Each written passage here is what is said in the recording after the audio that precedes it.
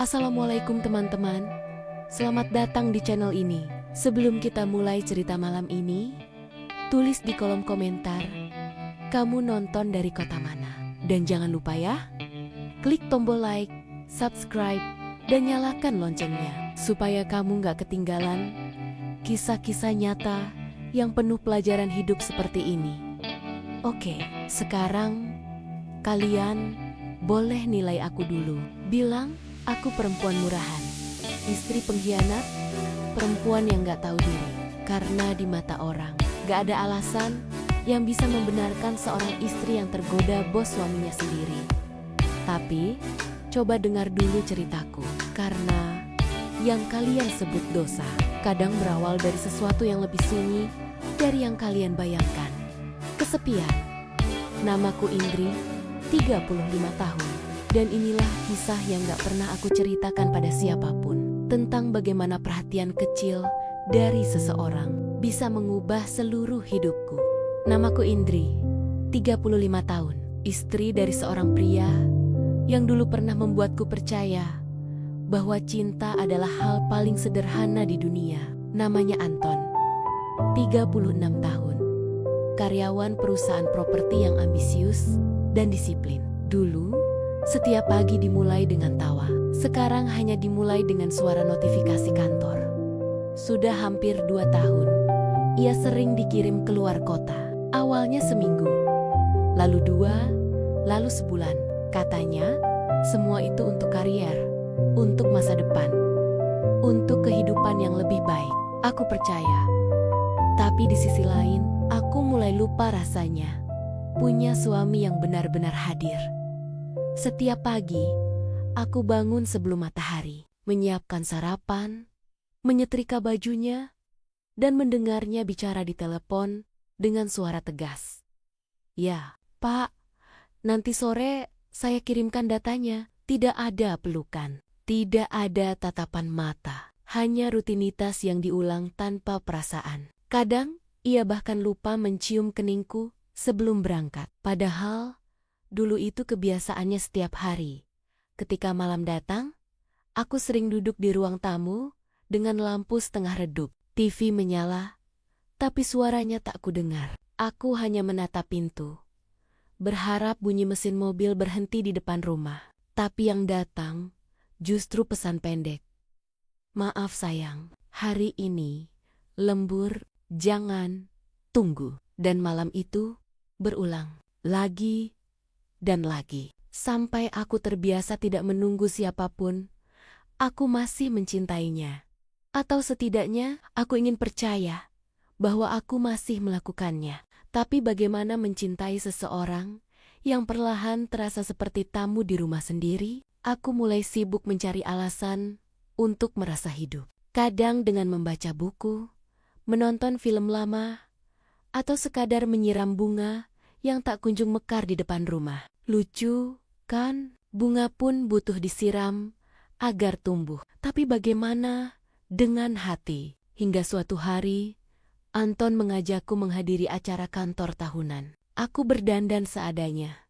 Blus putih, rok panjang, dan sedikit lipstik. Aku tidak ingin menonjol. Aku hanya ingin dilihat olehnya, walau hanya satu malam. Tapi sepanjang acara, Anton sibuk berbicara dengan rekan kerjanya. Ia meninggalkanku sendirian di meja pojok, dengan segelas jus yang sudah kehilangan esnya. Dan disitulah, aku pertama kali berkenalan dengan Hendra, bos Anton, pria berusia 41 tahun. Berpenampilan rapi, ramah, dengan cara bicara yang membuat siapapun merasa dihargai. Ia menyalamiku dengan senyum hangat dan berkata, "Jadi ini istri Anton ya?" Wajahnya anggun sekali. "Pantas suamimu tidak pernah berhenti bekerja keras." Aku tertawa kecil, menanggapinya sopan. Tapi di dalam hati ada sesuatu yang terasa aneh. Tatapan Hendra tidak seperti tatapan atasan pada istri bawahan. Tatapannya lebih lama dari yang seharusnya. Ada rasa ingin tahu di sana. Ada sesuatu yang belum ku mengerti, tapi cukup membuatku tidak nyaman. Sepulang dari acara itu, aku masih memikirkan cara dia berbicara. Bukan karena aku tertarik, tapi karena sudah lama tidak ada yang berbicara padaku seperti itu, memperhatikan, menatap, mendengarkan, dan aku benci mengakuinya. Tapi malam itu aku sadar, kesepian adalah pintu paling berbahaya. Sekali terbuka, bahkan hembusan angin kecil pun bisa masuk dan mengubah segalanya. Aku tidak tahu kalau dari pertemuan itu, hidupku yang tenang akan perlahan berubah. Bukan karena aku mencarinya, tapi karena seseorang akhirnya datang di saat aku berhenti berharap ada yang peduli. Aku pikir setelah acara kantor itu, semuanya akan kembali normal. Aku akan tetap jadi istri yang menunggu, dan Hendra akan tetap jadi bos yang jauh di luar kehidupanku. Tapi, ternyata aku salah. 2 hari setelah acara itu, sebuah pesan masuk ke ponselku. Nomor tak dikenal. Apa kabar, Bu Indri? Ini Hendra. Maaf kalau tiba-tiba chat. Cuma ingin bilang, senang semalam bisa ngobrol sebentar. Aku sempat diam beberapa detik. Kuperhatikan pesannya berulang kali. Tak ada nada aneh, tapi tetap saja rasanya janggal. Kenapa bos suamiku menghubungiku pribadi? Aku menjawab singkat, sopan, hanya, baik pak, terima kasih. Semoga sehat juga. Kupikir percakapan berhenti di sana. Tapi malamnya, notifikasi itu muncul lagi. Anton kerja keras sekali. Ya, jangan lupa jaga kesehatannya juga, Bu. Kalimatnya sederhana, tapi ada sesuatu di balik kata-kata itu yang sulit dijelaskan. Sopan, tapi terlalu pribadi. Ramah, tapi terasa dekat. Aku memilih tidak membalas. Hari-hari berikutnya, pesan-pesan itu datang lagi. Kadang pagi, kadang sore, awalnya tentang pekerjaan. Lalu mulai bergeser pelan-pelan. Bu Indri, suka masak ya? Saya lihat waktu acara itu, Ibu kalem banget. Jarang loh sekarang perempuan bisa sesopan itu. Atau sekadar, hari ini kelihatannya hujan, jangan keluar sendirian. Awalnya, aku merasa risih, tapi lama-lama, aku mulai menunggu notifikasi itu. Rasanya aneh. Ada rasa bersalah setiap kali membaca pesan darinya. Tapi juga ada rasa hangat yang sudah lama tidak aku rasakan. Anton jarang menghubungi. Bahkan kalau aku kirim kabar, jawabannya selalu pendek dan tergesa. Sedangkan Hendra selalu punya waktu. Suatu malam aku menatap layar ponsel, menatap chat darinya yang baru masuk. Kalau boleh jujur Bu, saya suka cara Ibu bicara. Tenang, tapi berisi. Jarang saya ketemu orang seperti itu. Aku menatap pesan itu lama sekali. Sebagian diriku ingin marah. Sebagian lagi ingin pura-pura tidak peduli. Tapi bagian terdalam dalam diriku justru tersenyum lemah. Mungkin karena terlalu lama, tak ada yang memuji. Aku tidak membalas malam itu. Tapi keesokan paginya, aku membaca pesannya lagi. Dan kali ini, aku mengetik satu kalimat balasan pendek. Terima kasih, Pak. Saya cuma berusaha jadi diri sendiri. Sejak saat itu, sesuatu yang tidak seharusnya dimulai, perlahan mulai tumbuh, dayam-dayam. Hari-hari berikutnya, pesan makin sering datang. Kami mulai berbicara tentang hal-hal kecil, makanan, film, bahkan tentang rasa bosan di rumah. Dan dari setiap percakapan itu, aku merasa seperti sedang berbicara dengan seseorang yang benar-benar mendengarkan. Suatu sore, aku sempat berkata dalam hati, kenapa aku bisa nyaman bicara dengan orang lain, tapi tidak dengan suamiku sendiri? Pertanyaan itu menampar. Tapi aku tidak punya jawaban. Aku tahu, aku seharusnya berhenti. Aku tahu, semua ini bisa berbahaya. Tapi di sisi lain, aku juga tahu, seseorang yang haus perhatian tidak akan berhenti minum, meski tahu airnya beracun. Dan Hendra tahu persis cara membuatku haus lagi. Hubungan kami di WhatsApp terus berlanjut. Awalnya hanya beberapa pesan singkat di sela-sela hari. Tapi sekarang sudah menjadi kebiasaan. Hendra selalu tahu kapan harus muncul. Saat aku sedang merasa sepi, saat suami tak menghubungi, atau saat aku sedang ingin bicara tanpa harus menunggu dipahami. Aku tahu ini salah, tapi bagaimana cara berhenti? Kalau setiap kali aku mencoba menjauh, justru rasa ingin tahu yang lebih besar muncul. Bu Indri, udah makan siang. Saya lewat kantor suami ibu. Dia belum pulang dari meeting. Atau sekadar, kalau malam minggu sendirian, jangan sedih. Kadang, kesepian itu cuma tanda kalau hati ibu masih hidup. Pesan-pesan itu datang tanpa diminta. Tapi entah kenapa, selalu tepat waktu. Aku sempat berpikir, mungkin Hendra hanya iseng. Mungkin hanya basa-basi sopan. Tapi semakin hari, caranya bicara terasa berbeda. Dia tidak pernah terang-terangan, tapi setiap kalimatnya seperti undangan yang perlahan menarikku lebih dalam. Lalu suatu hari, Anton pulang lebih cepat dari biasanya. Wajahnya lelah, tapi semangatnya aneh. Sayang, katanya sambil membuka map kerja, minggu depan aku dikirim ke proyek luar kota. Katanya, urgent banget, 2 minggu, mungkin bisa lebih. Aku terdiam. Dalam hati, aku tahu siapa yang punya wewenang mengirimnya. Dan perasaan itu, campuran kaget, curiga, dan takut, datang bersamaan. Apakah ini kebetulan? Atau ada seseorang di baliknya yang sengaja membuka jarak antara aku dan suamiku? Aku mencoba mengabaikan perasaan itu. Tapi 2 hari kemudian, Hendra mengirim pesan malam-mulam. Anton berangkat minggu depan ya, jangan terlalu kesepian. Kalau butuh teman ngobrol, saya selalu ada. Aku menatap pesan itu. Lama sekali. Bagian warasku berkata, hapus, blokir, jangan dilanjutkan. Tapi jariku diam. Bukan karena aku tidak tahu mana yang benar, tapi karena aku sudah lupa rasanya diperhatikan tanpa harus meminta. Malam berikutnya, Hendra menulis lagi, Indri, kamu suka makan malam di tempat yang sepi kan? Aku tahu restoran bagus di pinggir kota. Cuma makan.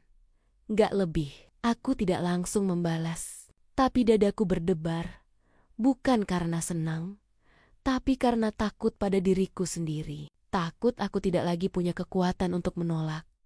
Sejak Anton berangkat, hari-hariku kembali sunyi. Rumah terlalu besar, udara terlalu dingin, dan suara detik jam terasa terlalu keras di ruang tamu. Lalu pesan dari Hendra, datang lagi. Saya di dekat rumahmu, gak sengaja lewat. Kalau kamu butuh teman makan, aku tunggu di kafe depan kompleks. Aku menatap layar ponsel itu, lama sekali. Mungkin 10 menit, mungkin lebih. Hingga akhirnya, aku menulis satu kalimat pendek. Baiklah, dan malam itu, tanpa sadar, aku melangkah keluar dari batas yang selama ini kujaga. Aku memakai pakaian sederhana, blus biru muda, dan kardigan abu-abu, bukan untuk tampil cantik, tapi untuk menenangkan rasa gugupku sendiri. Saat aku tiba di kafe, Hendra sudah duduk di pojok ruangan, tersenyum sambil melambaikan tangan. Terima kasih udah datang, katanya tenang. Aku cuma pengen ngobrol, gak ada maksud apa-apa. Tapi, aku tahu sesuatu di balik kata ngobrol itu jauh lebih berbahaya dari apapun yang pernah aku bayangkan.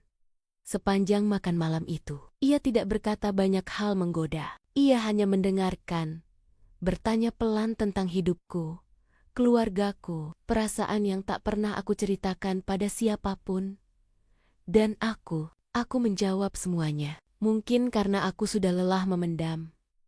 Malam itu, aku pulang dengan hati berantakan. Antara bersalah dan rindu yang tidak semestinya. Dan yang paling menakutkan, aku tahu Hendra berhasil. Karena untuk pertama kalinya, aku mulai menantikan pesan darinya esok pagi. Sudah seminggu sejak malam itu di kafe. Aku masih ingat cara Hendra menatapku malam itu. Bukan tatapan yang berani, tapi tatapan seseorang yang tahu bagaimana membuatku merasa dipahami tanpa bicara banyak. Dan sejak saat itu, segalanya berubah. Kami tidak lagi hanya berbicara lewat pesan singkat. Sekarang, kami mulai bertukar cerita pribadi. tentang hidup, tentang perasaan, tentang hal-hal yang dulu terasa tabu untuk diceritakan pada siapapun. Hendra punya cara bicara yang lembut, pelan, tapi tegas. Dia tidak pernah menuntut, tapi setiap kalimatnya membuatku ingin terus membalas. Kadang aku mencoba mengabaikannya. Aku sibukkan diri dengan rumah, membaca buku, memasak, lebih rajin dari biasanya. Tapi setiap kali notifikasi ponsel berbunyi, jantungku berdegup sedikit lebih cepat. Dan hampir selalu, itu darinya. Suatu sore, aku sedang di dapur. Ketika panggilan video dari Anton masuk, kuhapus noda tepung di tanganku, kuangkat ponsel itu. Sayang, gimana di sana? Tanyaku. Anton tersenyum sebentar, tapi wajahnya terlihat letih. Capek banget, tapi semua berjalan lancar kok. Lalu ia menambahkan, maaf ya, aku jarang kabarin. Sinyal di sini jelek banget. Aku tersenyum, mencoba terlihat biasa. Gak apa-apa. Yang penting kamu jaga diri. Percakapan itu cuma bertahan 2 menit. Sebelum sambungan terputus, aku sempat mendengar suara seseorang memanggilnya. Suara perempuan. Entah siapa, entah kenapa. Dadaku menegang, tapi aku menepis pikiran itu cepat-cepat. Mungkin rekan kerja, mungkin cuma kebetulan. Tapi malam itu, aku duduk di ruang tamu sendirian lagi. Dan seperti tahu apa yang kurasakan, Hendra mengirim pesan. Kamu kelihatan lelah di foto profilmu. Jangan siring-siring, mikirin hal yang gak penting. Kadang orang gak sadar.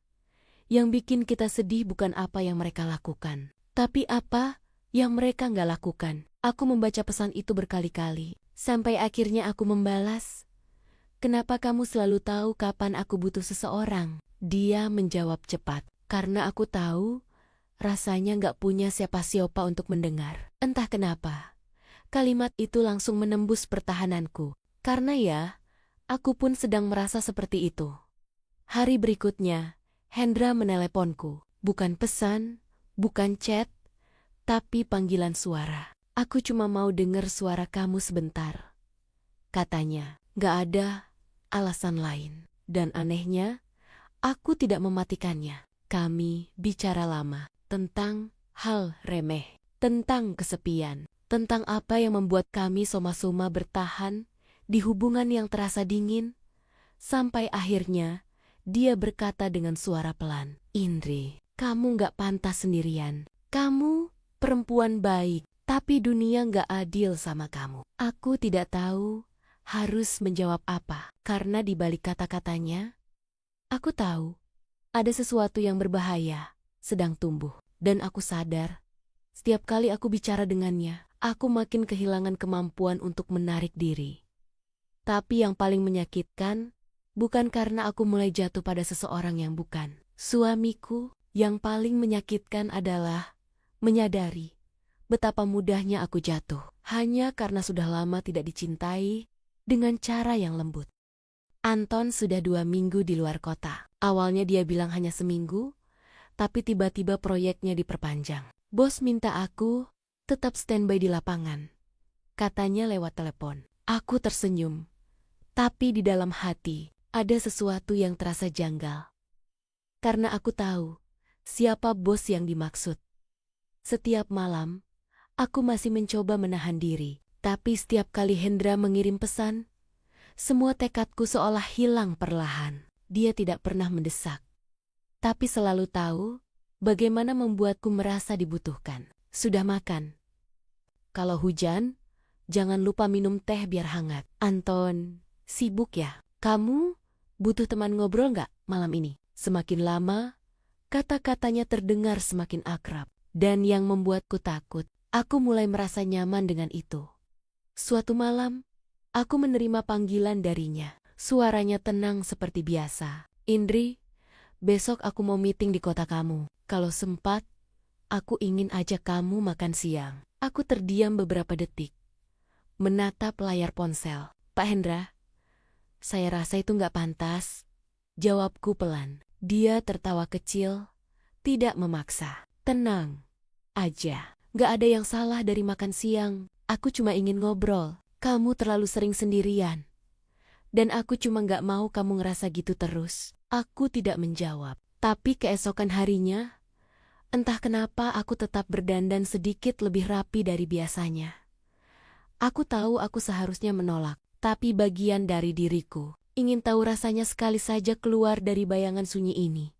Restoran tempat kami bertemu sederhana, di pojok kota dengan musik pelan dan pencahayaan hangat. Dia datang lebih dulu, mengenakan kemeja putih dan senyum yang sama seperti malam di kafe waktu itu.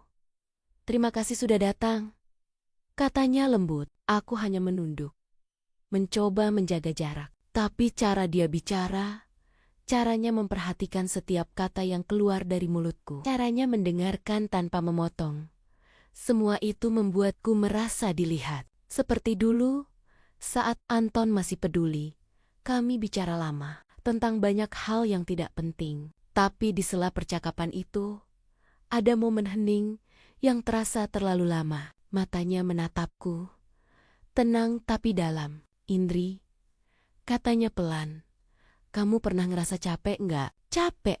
Jadi orang kuat sendirian?" Pertanyaan itu membuat dadaku sesak karena tanpa sadar, air mataku mulai menggenang. Aku segera memalingkan wajah, tertawa kecil untuk menutupi rasa malu. "Kenapa sih kamu selalu bisa bikin aku begini?" Dia tersenyum, tapi kali ini senyumnya berbeda. "Karena kamu gak butuh seseorang yang sempurna, kamu cuma butuh seseorang yang benar-benar lihat kamu." Aku tidak tahu apakah itu rayuan atau kejujuran, tapi malam itu, kata-katanya tinggal di kepalaku lama sekali. Ketika aku pulang, aku menerima pesan dari Anton.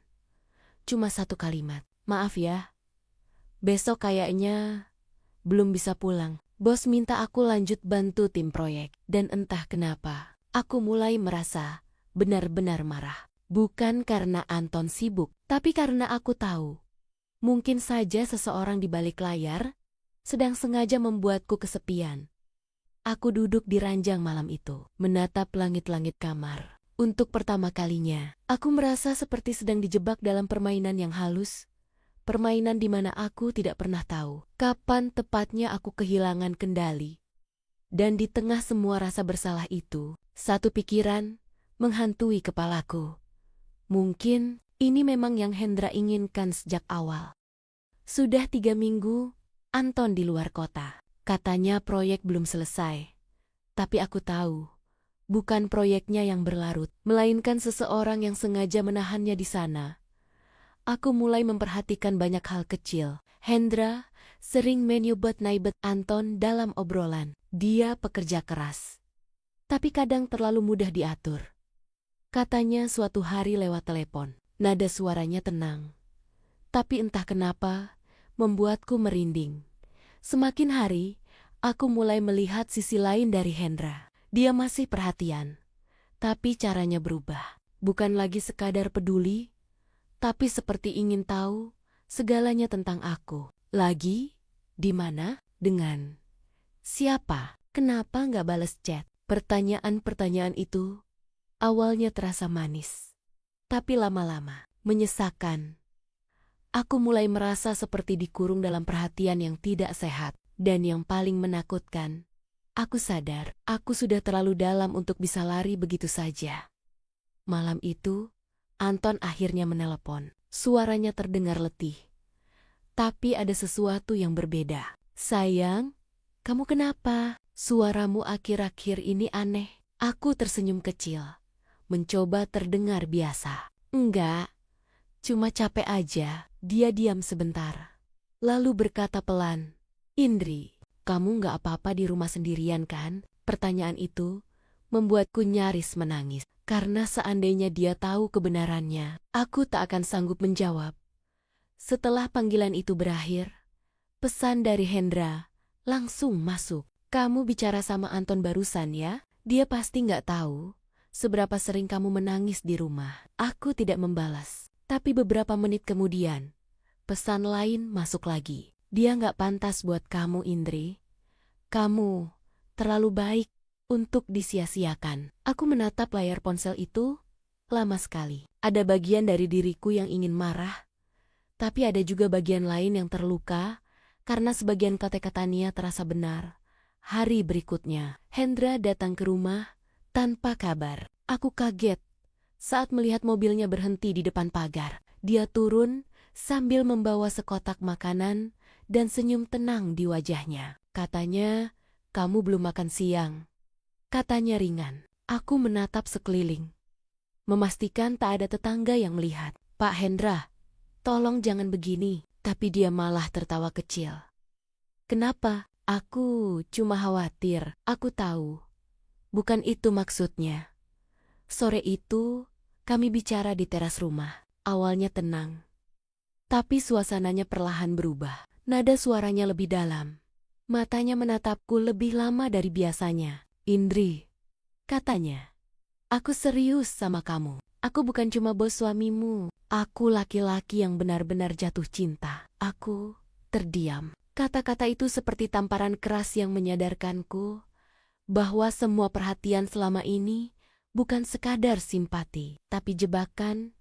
Aku berdiri perlahan, berusaha tenang. "Pak Hendra, jangan bicara begitu lagi. Saya nggak mau ada masalah. Suami saya masih bekerja di bawah Bapak." Dia menatapku lama, senyumnya berubah dingin. "Jadi, kamu takut setelah semua yang sudah aku lakukan buat kamu?" Aku menelan ludah. Untuk pertama kalinya, nada suaranya membuatku takut. Dia tidak lagi terdengar lembut. Dia terdengar seperti seseorang yang terbiasa mendapatkan apapun yang dia mau. Setelah dia pergi, aku duduk di ruang tamu, memegang ponsel yang masih menampilkan namanya. Aku sadar, selama ini aku pikir dia datang karena peduli, padahal dia datang untuk menguasai. Dan di titik itu, aku tahu, aku harus memilih antara melanjutkan sesuatu yang salah atau menghentikannya sebelum semuanya benar-benar hancur. Tapi aku tidak tahu kalau pilihan apapun yang akan kuambil setelah ini sudah terlambat. Hari itu, hujan turun deras sejak pagi. Aku duduk di teras rumah, menatap taman yang basah, memegang secangkir teh yang mulai dingin. Pikiran di kepalaku kacau. Tentang Anton, tentang Hendra, tentang diriku sendiri. Aku ingin percaya semuanya bisa kembali normal, tapi entah kenapa perasaan itu terasa mustahil. Beberapa hari terakhir, Hendra makin aneh. Chatnya tidak lagi lembut seperti dulu. "Kenapa nggak balas? Kenapa kamu berubah? Jangan pura-pura nggak butuh aku, Indri." Aku mulai jarang membalas. Aku mencoba menjauh, mencoba berhenti, mencoba menebus kesalahanku dengan diam. Tapi Hendra tidak terima. Baginya, aku bukan lagi seseorang yang disukai. Aku adalah sesuatu yang harus dimiliki. Sore itu, tanpa kabar, dia datang lagi. Mobil hitamnya berhenti di depan rumah. Wipernya masih bergerak saat dia turun tergesa, mengenakan jas basah. "Indri, kita harus bicara." Suaranya terdengar di bawah hujan. Aku terkejut. Buru-buru keluar ke teras. "Pak Hendra, tolong jangan di sini. Nanti orang lihat." Dia tidak peduli. Tatapannya tajam, penuh tekanan. "Kamu sengaja ngehindar dari aku ya?" "Aku cuma butuh waktu," jawabku pelan. "Tapi aku nggak bisa nunggu," katanya keras. "Kamu tahu nggak seberapa gila aku mikirin kamu?" Aku mundur selangkah. Untuk pertama kalinya, perhatian yang dulu membuatku merasa hidup, kini membuatku takut. "Hendra, tolong, ini udah kelewatan." Dia menatapku lama, wajahnya berubah lembut, tapi suaranya bergetar. "Indri, kamu tahu aku nggak bisa mundur." Sebelum sempat kubalas, suara mobil lain berhenti di depan rumah. Aku menoleh, dan jantungku seketika berhenti berdetak. Itu Anton. Dia turun dari mobil, menatapku, lalu menatap Hendra. Hening, hanya suara hujan yang memecah udara. "Apa yang dia lakukan di sini?" tanya Anton pelan, tapi nadanya penuh luka. Aku tidak bisa bicara, bibirku terbuka, tapi tidak ada kata yang keluar. Hendra mencoba bicara duluan. Saya cuma mampir. Mau kasih laporan proyek? Tutup mulutmu. Suara Anton kali ini tajam. Aku tahu, kamu bukan di sini buat kerja. Matanya berpindah ke arahku. Jadi ini alasannya, kamu jarang ngangkat telepon. Bukan, Mas. Bukan. Seperti itu. Suaraku gemetar. Aku cuma, tolong jangan panggil aku Mas sekarang, Indri. Potongnya dingin. Kalimat itu menembus hatiku seperti pisau. Hendra mencoba menengahi, tapi Anton langsung melangkah maju. Menatapnya dengan amarah yang jarang kulihat. Kamu bos saya, Pak Hendra, tapi malam ini jangan pernah injak rumah saya lagi. Aku bisa melihat Hendra berusaha tetap tenang, tapi sorot matanya berubah. Bukan takut, tapi seperti orang yang terluka karena kehilangan kendali. Dia menatapku tajam sebelum pergi, tanpa bicara lagi. Saat mobilnya menjauh, Anton berbalik menatapku. Tidak ada bentakan, tidak ada tangan yang terangkat, hanya satu pertanyaan pelan yang membuat air mataku pecah seketika. Sejak kapan kamu ngerasa aku gak cukup? Aku tidak punya jawaban, karena jawabannya terlalu menyakitkan. Bukan karena aku ingin selingkuh, tapi karena aku merasa sudah lama sendirian, bahkan saat aku tidak sendiri. Malam itu, kami tidak bicara apapun lagi. Anton tidur di ruang tamu, dan aku hanya duduk di kamar, menatap layar ponsel yang penuh pesan tak terbaca dari Hendra. Aku tahu semuanya sudah berakhir, tapi aku juga tahu Hendra bukan tipe orang yang mudah menerima kekalahan. Sejak malam itu, segalanya berubah. Anton jarang bicara. Rumah kami terasa dingin, bukan karena cuaca, tapi karena keheningan yang menumpuk di antara kami. Setiap kali aku mencoba mendekat, dia hanya menatapku sebentar, lalu pergi tanpa kata. Aku tahu dia terluka, dan yang paling menyakitkan adalah menyadari luka itu aku yang buat sendiri. Sementara itu, Hendra tidak berhenti. Pesan-pesannya makin gelap. Aku gak bisa tidur tanpa mikirin kamu. Kamu pikir aku bisa biarin kamu gitu aja setelah semua yang terjadi? Aku gak butuh izin siapapun buat dapetin kamu. Awalnya aku pikir itu cuma ancaman kosong. Tapi malam-malam berikutnya, aku mulai merasa dia benar-benar serius. Ada mobil yang sering berhenti di ujung jalan. Ada telepon tanpa suara di tengah malam. Dan di setiap bunyi pintu, aku selalu merasa seperti ada yang mengintai. Aku tidak pernah cerita ke Anton, bukan karena tidak mau, tapi karena aku tahu di matanya aku sudah kehilangan kepercayaan itu. Suatu malam, hujan turun deras. Aku sedang menyiapkan teh di dapur ketika mendengar suara mobil berhenti di depan rumah. Kupikir itu Anton. Tapi saat kulihat dari jendela, jantungku nyaris berhenti. Itu Hendra.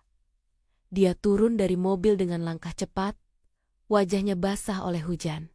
Matanya liar. Aku buru-buru keluar ke teras, menahan tangis. Pak Hendra, tolong pergi. Ini sudah gila. Dia menatapku.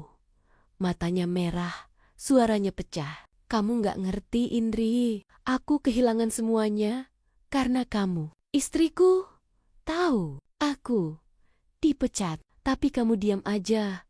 Seolah gak pernah terjadi apa-apa. Aku gemetar. Maaf, tapi aku gak bisa lagi. Semua ini salah. Dia menggeleng. Tertawa pelan. Tawa yang terdengar seperti orang putus asa. Kalau aku gak bisa punya kamu, gak ada yang boleh. Tiba-tiba, suara pintu terbuka keras dari belakangku. Anton berdiri di sana. Wajahnya pucat, tapi tegas. Hendra, suaranya menggema di tengah hujan. Cukup, pergi sebelum aku panggil polisi. Hendra menatapnya sebentar, lalu langkahnya maju satu kali.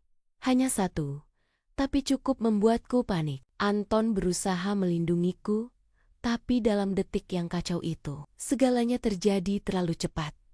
Hendra mendorong Anton.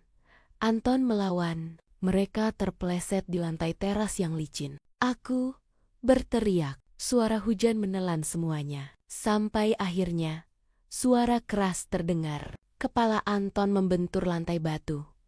Hening, aku berlari histeris, memeluk tubuhnya. Hendra, tolong, dia berdarah. Tapi Hendra hanya berdiri di sana, terpaku, menatap tangannya sendiri, seperti tidak percaya dengan apa yang baru saja terjadi. Beberapa detik kemudian, dia mundur. Perlahan, mobilnya melaju pergi di bawah hujan, meninggalkan kami, aku dan tubuh Anton yang terkulai di pelukanku. Malam itu, segalanya berakhir. Anton meninggal di rumah sakit beberapa jam kemudian. Polisi datang, laporan dibuat, berita menyebar. Hendra ditangkap seminggu setelahnya.